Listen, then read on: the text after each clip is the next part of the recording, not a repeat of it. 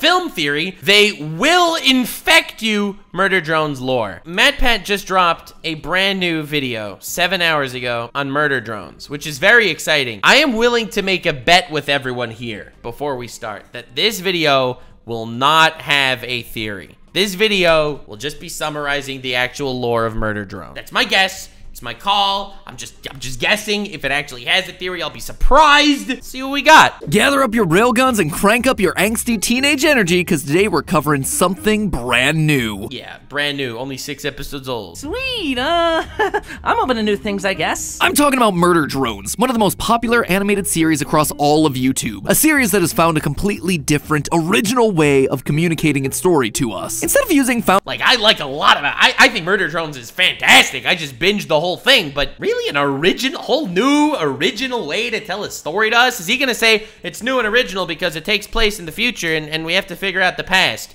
Ain't no shot he's gonna actually go through that. Found footage or hidden shorts videos to tell its story like most indie projects, Murder Drones is releasing, get this, 20-minute episodes, one at a time in... Okay, he's joking. I was so terrified. Man debated me so hard. Sequential order. What? No QR codes? No unlisted videos? Madness! Who knew that structuring your animated series like an actual animated series would feel so refreshing these days? Bro never heard of Hell of a Boss. Bro never heard of television. Bro never heard of manga. Bro never heard of anime.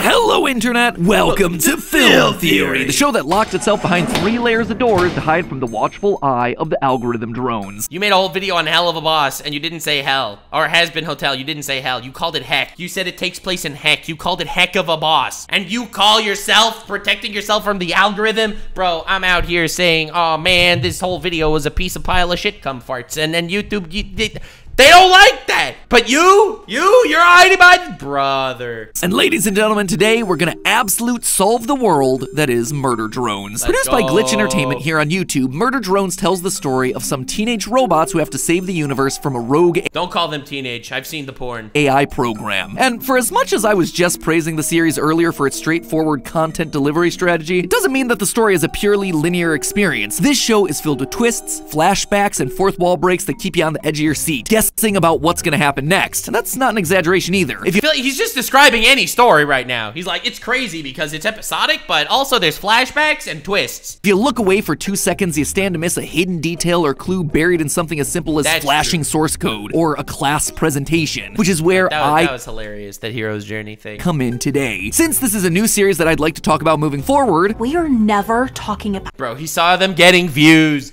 He saw the lore videos getting views, and he's like, you bet your ass I'm dropping an episode every time something comes out. Talking about what? Like I said, since this is a new show that I'd like to talk about again sometime in the future, I want to start by giving you all a simple, straightforward overview of the plot and keep... I told you this video would not be a theory. Details that'll help you fill in the gaps that you might have missed during your first or even your... I'd like you to fill in my gaps, MatPat. Watch through. I'm also going to be doing it not in episode order, but in chronological order. But rather timeline order. He just said the same thing I did, just with a less cool word. Order that all the major events actually happened in the universe, since that's the way that makes the most sense, as opposed to the twisty way it's ultimately presented in the show. You mean like how stories present literally anything? Dude, you know Murder Drones is just basically Attack on Titan, just sci-fi? Like, I love Murder Drones, so let me just say, I absolutely adore this show. I think it's brilliant, legitimately. I think it's great. But if you're gonna say that it isn't just Attack on Titan, listen, man, they start off in this place where the Murder Drones are gonna kill them, and they're hiding behind 3 walls, 3 doors. The Murder Drones are gonna come murder them. So listen, that's rough, that sucks, but the Murder Drones are these evil, vicious, thoughtless creatures, except wait a second, not all Murder Drones are evil, thoughtless creatures. The humans are just the Eldians. Brother, it's the same story. And hey, if I make a mistake along the way, just remember, I messed up in the same way I'm about to fix it. Then by the end, every time I roast MatPat, I messed up, guys. I did not mean to roast MatPat, and I will fix it, but for now, take my roastage of him at face value. This is MatPat, the guy that says that not even the lolly on the other page is sexier than math. So let's take everything he says not at face value here. The end of the episode today will actually solve the rest of the first season. That's right, we are 6 episodes in right now. 6 episodes spread across 2 years, so why wait any longer? I suspect that I know the big twist reveals that are going to be planned for the final 2 episodes of the season, and potentially even deeper into the series. And if you don't want to be spoiled, well, I suppose you could always just forget everything that I say. say. Bro is so confident that his theory is right that he's calling it spoilers. Bro, that takes balls. That takes gonads down there. I respect it. Consider it, repressed. So let's Yo, I also have repressed emotions. Let's freaking go. rewind, or rather fast forward to the 3000s, as I introduce you to a potentially new series and solve where the Murder Drones universe is headed next. Get hyped, guys. And yet, I still feel nothing. Yo, she just like me, for real. The main story of Murder Drones takes place in the far future, the year 3071 to be exact, based on these balloons that we see in the background of episode 3's prom scene. However, the real start to our story happened quite a number of years earlier. This was a time when humans were expanding beyond the confines of Earth to set up colonies on planets outside of our solar system, mining them for all their resources. One of the biggest players in this world was JC Jensen in space. To help with both mining and domestic life, the company created a series of basically Amazon. It's Amazon, just future Amazon. Autonomous AI For robots those of you that called are worker confused. drones, each with their own personality, thoughts, and feelings. Basically, these robots were They're little AIs. They're little chat GBT. indistinguishable from a normal living creature. Sadly, though, not everyone agreed, killing them for even perceived minor offenses. Western Villa style? Were you programmed by beasts? You know, there's the obvious tackling of the question that if AI is actually if it's actually intelligent, well, could we kill them and brutalize them and my biggest complaint to the show so far is that the humans have been having sex with the robots. Although we haven't seen them not having sex with the robots, so Pause it right there. Putting aside the obvious issues around techno-ethics here, that type of behavior right there is a big no-no in the why would you even say that, bro? world of murder drones. You see, all worker drones came packaged with an established, proper set of step-by-step instructions for decommissioning old robots, and they're delivered to us on old VHS tapes. Truly a Which is a miracle. I don't understand that at all. film theorist classic. Why should you bother following those instructions? Well, Completely disassembled drones may occasionally reboot from software death alone. More than undead federal fine hazards, its corrupted AI carry an increased risk of major error. in short, if improperly disposed of, the dead robots might wake Become zombies! up, literally turning into zombie drones. Don't worry, it makes sense. Don't worry, it makes sense. It makes sense. Don't worry, it makes sense. And not only do they wake up, they're changed in that process. According to the VHS, these drones experience, quote, potentially hazardous mutations to their coding, which we later learn to be known as the Absolute Solver Program. And that, my friends, is why you always gotta take time to read the terms of service. We're told that there's only a 0.01% chance that the robots will come back to life, and of that 0.01%, only 0.7% have this dangerous mutation, thereby yielding a 0.007% chance that the improperly disposed of drone will have this Absolute Solver mutation. But of course, this incredibly rare, will probably never happen thing, in fact, does happen. And it happens in the form of a worker drone named Sin, waking up alone, confused and scared in a pile of robot corpses. She's eventually found by a human girl named Tessa Elliott, who's taken a liking to some of the broken worker drones and has been repurposing them to be Has she taken a liking to some of these murder drones? her friends. Among the drones Tessa's taken in are the lovable goof N, the butt-kicking V, and the incredibly loyal J. The whole letter is a lot to remember. But clearly, He just like me. He just like me. Just like me. Yeah, true. It's just Nux is just a weird name. So like it's a weird name. So that's why all the women don't the women maybe. I'm not cripplingly depressed. Clearly, Sin is different. The Absolute Solver program that activated inside of her changed her. She speaks in a more robotic, Microsoft Sam-esque voice, literally stating her emotions as they happen, and it generally seems that she's on the fritz, acting like a puppet on strings. Sheepish, nod, giggle. I am so naughty. However, Tessa has a very different view on the drone. I've seen the porn. You are so naughty, you Eldritchian tentacle monster robot. Oh, yes. Drones that are parents who, it would seem, work as higher-ups at the J.C. Jensen Corporation. Yeah, rich people, let's go. That's never directly stated in the show. We can infer it from what's said during this moment when Tessa gets locked up by her folks. Which is a total normal thing to do to your daughter, let me just remind you. If your daughter's acting like a bitch, just get some chains. Sorry, boss. Corporate's spoken. Additionally, the family possesses an entire staff of worker drones at their mansion on Earth, treating They're rich pricks, yeah. them more like slaves and pests. Tessa James. They're not pests. They're like Roombas. Elliot, we will not Her name is Tessa James Elliott. What a goddamn legend. entertain your dumpster pits. Yes, Mother. Sin, Because she's playing with broken Roombas. infected by Time to give this Roomba the Kuina treatment and throw it down the stairs. the hazardous mutation that is the Absolute Solver program, sees this and does not like it, eventually deciding that it would be much better if these humans just weren't around anymore. And so when the Elliots throw a big dinner party at their mansion, Sin executes her plan, transforming into some eldritch abomination My man said the thing. and killing everyone at the party except for Tessa, the only human who decided to treat this robot with respect. That's a little terrifying. But okay. And Sin didn't just stop at the party, she killed everyone on the planet by collapsing the core of Earth. Listen, man, honestly, Oppenheimer was wrong. Moral of the story isn't that nuclear war destroyed everyone. The moral of the story is don't give sentience to fuck dolls. Know it mutates and damaged AI. It took Sin as a host, then it took everything. If you thought killing off a planet's worth of creatures would be enough, think again. Remember, my bro Sin just did the rumbling. Sin out here pulling off what Eren Yeager failed to do. At this point in history, humans have expanded far beyond just one planet, meaning Sin needed to find ways of infiltrating these exoplanets if she truly wanted to wipe humanity from existence. Thankfully for her, I love how he's just explaining the lore. This is just a glorified recap. It's hilarious. It's hilarious. How does he get away with it? How does he get away with it? Humans, ever the curious bunch, did most of the heavy lifting for her. After seeing what happened to Earth, the humans brought Sin's programming into their various systems to study it, and that was a big mistake. The Absolute Solver program does the exact same thing again on Copper 9, one of these human-colonized exoplanets, and our main setting for the series. And again, all human life gets extinguished. The newly liberated Human L, common human L. worker drones now have no more commands that they need to follow. They are free to live their lives as they wish. And yet, this worker bot peace doesn't last for very long. At some point in history, a new breed of drones, the disassembly drones, or murder that's not going to be terrifying at all. drones, arrive on the scene with a directive to eliminate all the workers. This forces the everyday bots to live behind a series of 3 protective walls, attack on Titan. But the question is why?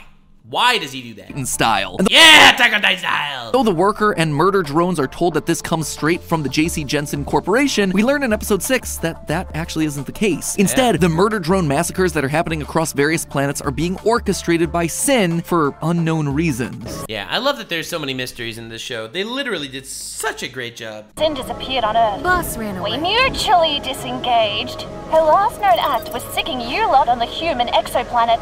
Why?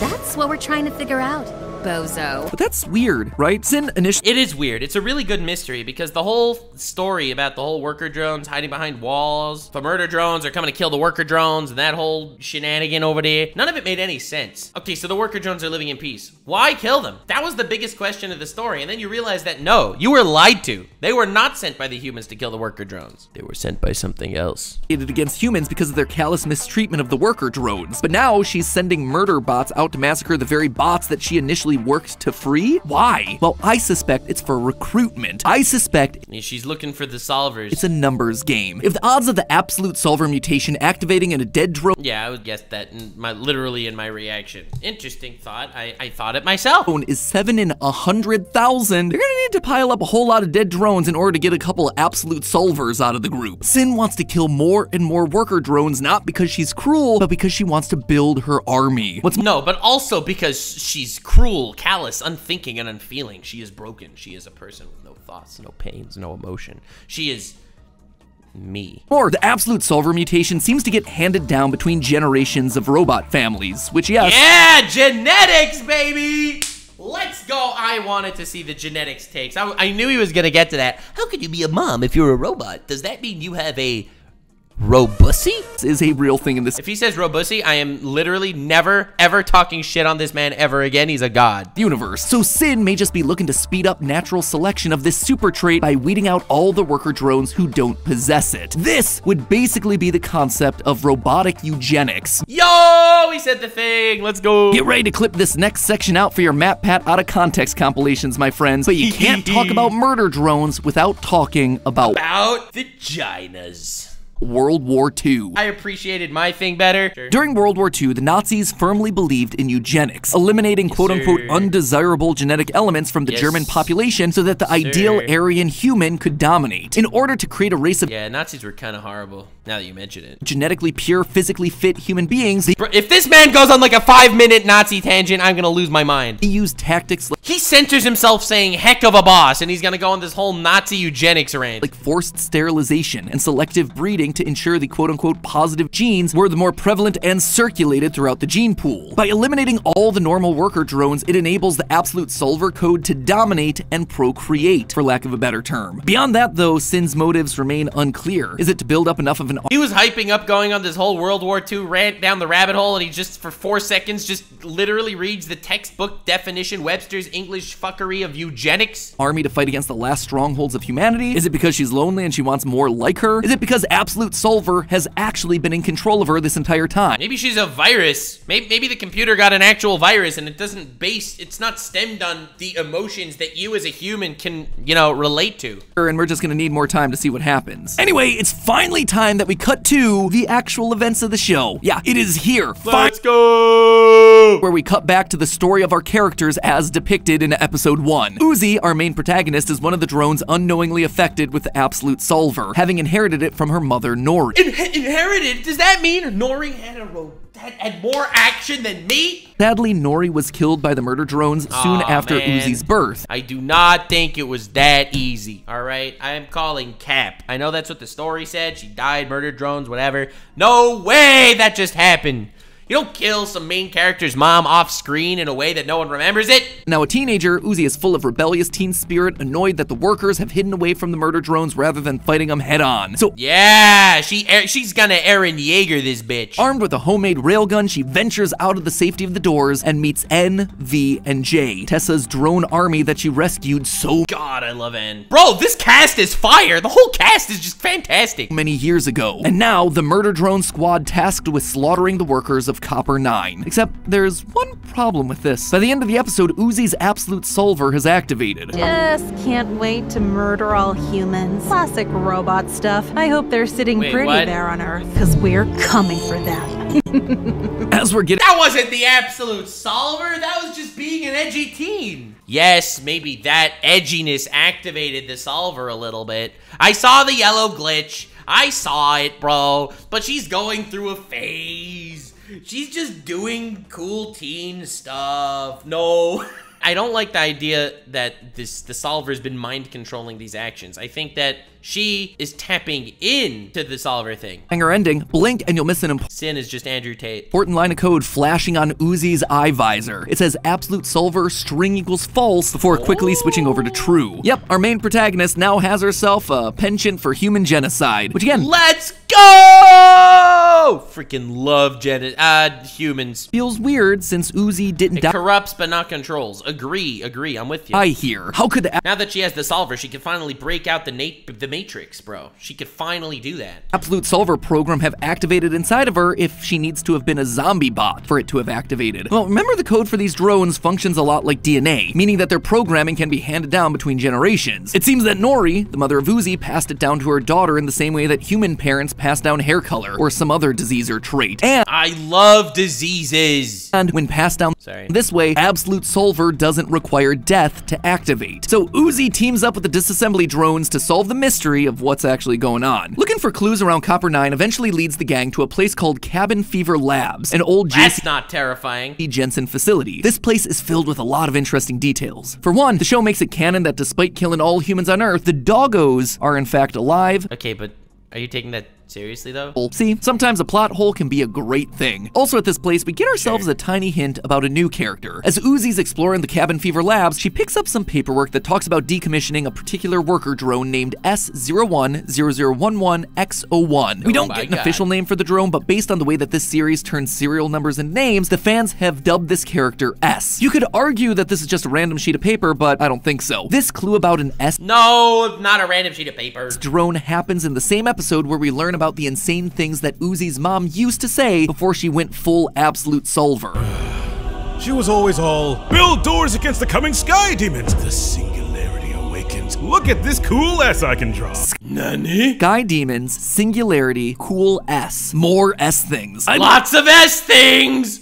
Lots of S things! I believe this S character will be making their appearance sometime in the 7th episode of the series, as a good robot built by Tessa to make some big reveal about Uzi's mom's death. I'm down for that. That sounds pretty dope. Guys, we just heard a theory on a MatPat video. I haven't heard a theory on a MatPat video in a long time. You see, in this series, every drone has 2 numbers that ultimately identify them. One is their SN, or serial number, a string of letters and numbers unique to each character. The second number is the PN, presumably the product number. This string indicates what model of drone they are. Drones that are of the same kind have the same PNs. We see that this is true with N and J, and presumably V, who all have themselves the same PN, SYN MYKX. Notice that CYN or SYN hidden right there. All the murder drones are part of the same SYN model group, and have There's no way they're gonna go through like this whole SYN, just SYN the character. What? been controlled by SYN at some point throughout the series. Bro, that's crazy. That's crazy. The way he put that together, how SYN and SYN were actually like the same thing, both spelled the same way. They actually were related. However, this S has itself a completely new PN that we haven't seen before, TSA MMAC. Now, the TSA there can't be a coincidence when we have ourselves a human named Tessa running around who loves repairing robots and is trying to stop SYN's quest of— Yeah, repairing robots. That's what she likes about them. Yeah, it's the repairing them, not the fact that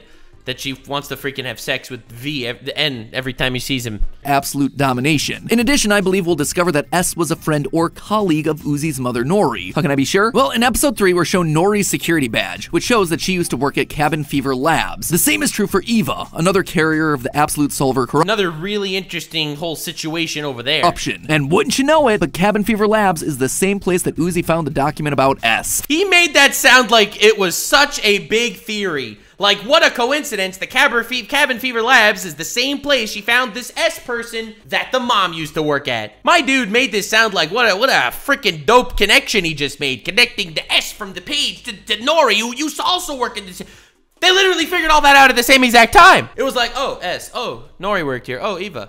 It was like one after the other. Furthermore, take a closer look at that document. We see black, creepy drawings written all over it. These drawings bear a striking resemblance to the ones that were drawn by Uzi's mother. So I think at this point, it's far more likely that whoever this S character is will be an old ally of Nori and Eva and will be willing to lend a hand to Uzi and company as they try to defeat the Absolute Solver corruption. Moving back into the main story though for a minute, after exploring around Cabin Fever Labs, Uzi starts to act strange, and we begin to see the full extent of her Absolute Solver powers. She transforms into some kind of monster and attacks all the other drones. After being talked down by N, Uzi returns to normal, solidifying nothing like the power of Riz to keep him at bay. Nothing like Riz to destroy any malevolent intention she might have. Just a little Riz. Them as the cutest couple ever. And then they are, if that's just a fact. If you are not shipping them, then honestly, get ahead of here. Actually, the team finds the key in the form of a robotic cricket that unlocks the innermost of Cabin Fever Labs. They then run into Tessa Elliott, the girl who befriended SYN and the other drones back in the day. Tessa, now an adult, has made it her mission to stop SYN and any other Absolute Solver drones from taking over the universe. In the end of the most recent episode, we see Uzi, N, and Tessa finding their way to the elevator that leads down into the innermost lab, leaving them and us, the audience, curious about what— Bro, this cliffhanger was insane. I'm just saying, this cliffhanger was wild. What they'll discover down there. And honestly, that's where the series stands. The creators of the show have said that the first season will consist of 8 episodes. We're really close to the end, and there's still a lot of mysteries that have yet to be solved. Yo, they should pull an Attack on Titan. You know how Attack on Titan is recently releasing Attack on Titan, the final season, part 3, part 2? They should do the same thing. Like, fully live in that Attack on Titan inspired universe and just release Murder Drones, episode 8, part 2. Episode 8, part 3. Final episode, part 1. Fully transform into SYN. Is this mysterious S character gonna make an appearance? Will Tessa be forced to kill Uzi to save the world? Well, loyal theorists, no, it turns out Uzi won't die. God. Gamers, a lot of you came here for a MatPat theory, but you're actually here for a Nux theory. My theory is Uzi will not, in fact, be killed. And if she does, she will come back to life. You don't have to wait for the next 4 to 6 months for the final episodes to come out. I suspect that I already know everything that's gonna happen there, beat for beat in the final 2 episodes. In fact, I suspect that we've known where the show was headed since the very first scene of the very first episode. Right after the opening exposition of episode 1, the show reveals everything to us. Right when we're first introduced to Uzi, she's given a PowerPoint presentation to her class about the dangers of sitting around waiting for the murder. If he really goes and says, like, the hero circle is what it's all about, and he uses that as, like, an example, I'm gonna lose my mind. Drones to find a way past the doors. Hide under the ice behind 3 stupid doors? It's like we're waiting for an inciting incident. No way he's gonna be like the hero's journey and he's gonna use that. As she's talking, this diagram appears behind her. Oh my god, he's actually doing it. There is no way, bro, he's actually doing this. This image is almost a complete rip of the infamous hero's journey. Not almost, it is a complete rip. It's in fact a reference to the hero's journey. If you're not familiar with that, the hero's journey is a storytelling template that many of the stories throughout history have followed. From ancient epics like Gilgamesh and the Odyssey to modern classics like Harry Potter and Star Wars. Harry Potter and Star Wars, modern classics. Oh, like I enjoyed them, but like modern classics, bro. If you're writing yourself a fantastical story, then the hero's journey is breaking down the format of your narrative. Now, yeah, the hero's journey is just what every writer needs to put into their characters. It's the most basic thing in the world. And if you're gonna use this to theorize some sort of ending, I'm going to shit. On my first viewing, I saw this reference as just that, a reference. Murder Drones loves meta humor and fourth wall breaks, so I just chalked this up to another inside joke. However, when I went back to the series again in preparation for this theory, I realized that everything that's happened in the first 6 episodes has lined up exactly with this little visual gag. That's because it's following the hero's journey, just like every other story in the world. Beat for beat. We start off with the call to action that draws the hero into adventure. Uzi wants to leave the safety of the doors and deal with the murder drones directly. Then she gets saved by an unlikely aide, N. Right after this, Uzi teams up with helper, Dal, and a mentor who's been around the block, Tessa. Together, this crew fights back against a bunch of challenges, and Uzi becomes more and more tempted to use the absolute solver abilities, culminating with her being fully possessed by Sin and N having to cut off her hand in episode 6. And mind you, this diagram isn't just for any generic hero's journey. It is one that is specifically built for Uzi. Is it though? Notice all the references to angst moments built into this wheel. And if that's because she wrote it and she's angsty and she's a teenager and that's the gimmick. There is one emotion that definitely connects back to Uzi, it is angst. An angsty teen, Thad, bite me. And I made you rebel like an angsty teen, which got you killed. So if I'm right, that then leaves us right here on the chart, at the bottom, ready for another helper and a big revelation that's tied to 3 specific things: rebirth, abyss, and death. So remind me again where these characters are. Exploring Cabin Fever Labs, a giant underground facility that keeps going down. It's an abyss! To the center point, an abyss, if you will. And who have we been talking about this entire time? S, a potential new helper associated with Uzi's dead mom, who probably has more information than anyone about what happened to her. According to the hero's journey, at this point, Uzi, our hero, will be given some sort of a revelation. S is gonna reveal some saucy detail, something that, according to our template, will lead Uzi to a full angst overload. If what we've seen previously are just tiny overloads, what could this possibly look like? What could be so devastating for Uzi to hear that it'll send her into a presumed meltdown? Well, I suspect that her mom was a slut. Bro, her mom had an OnlyFans all along. S is gonna reveal that N was the murder drone who killed Uzi's mom. Obviously! Just to add more freaking intensity, and Tessa's gonna say you gotta kill her because she's a solver, and she'll be like, but I hate you because you killed my mom, and she's gonna be like, but what do I do? What do I do? But I like you. I don't want to kill you. Yeah, I'm just as shocked as you are, but N— No, you're not. You are not shocked. That is so obvious. It's such a manufactured twist. N is the most likely killer. At this point in the series, we don't actually know what happened to Nori. All we know was that she was bitten. See, I think that something else happened to the mom. Like, I wouldn't be surprised if they say that N killed her, and then they realize that that didn't actually happen and she's still alive. I think that's more likely. So you'll get the crazy moment of her saying, oh my god, N killed my mom, and she'll have her angsty freak out, and then it'll happen that, and then it'll be revealed that N in fact did not kill her. I don't know, maybe she rewrote N's memory into N thinking that he killed her, but she used her solver shit to change his memory so that she could live in hiding or something. Something wild like that. I'm expecting a twist on top of a twist. By some murder drone, and that Nori's father ultimately had to put her down. On Copper 9, there's only 3 murder drones that we know of: V, J, and of course, N. Nothing would make for a more god damn, they're so hot. Catastrophic revelation than finding out your new boyfriend is the one that killed your mom. Yeah, that would be pretty rough.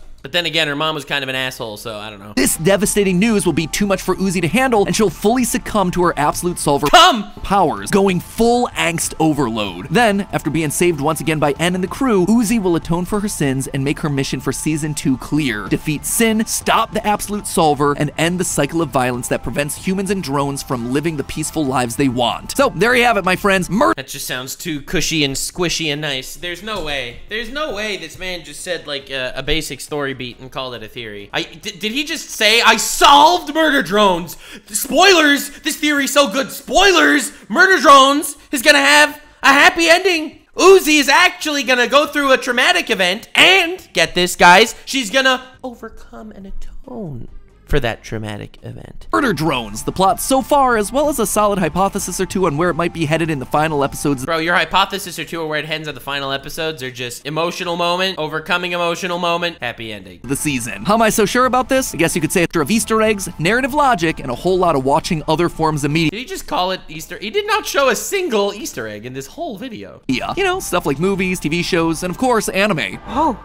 And they said pirating all that anime was useless. But just to make it clear, just to make it a little clearer, because I feel like people are not exactly understanding what is bothering me here about the so-called theory. This is the hero's journey. This chart works for everything. And when I say everything, I literally mean everything. And not the way I use literally on Twitter, saying that I am literally an anime girl with massive boobs. This over here is literally every single story beat ever, okay? I've been watching One Piece a lot lately. So let's use One Piece. The call to adventure is he wants to be king of the pirates, all right? The pirate king died, started a new age, he wants to be king of the pirates. Supernatural aid, man ate the Gamu Gamu no Mi, or at least that's what he thought it was at the time, all right? It's crazy. Threshold Guardians, here we got Shank saying, you can't join my crew, guy.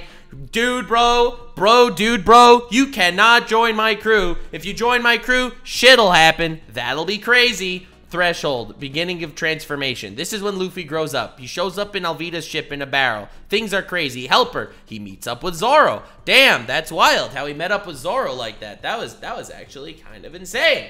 That's wild how that happened.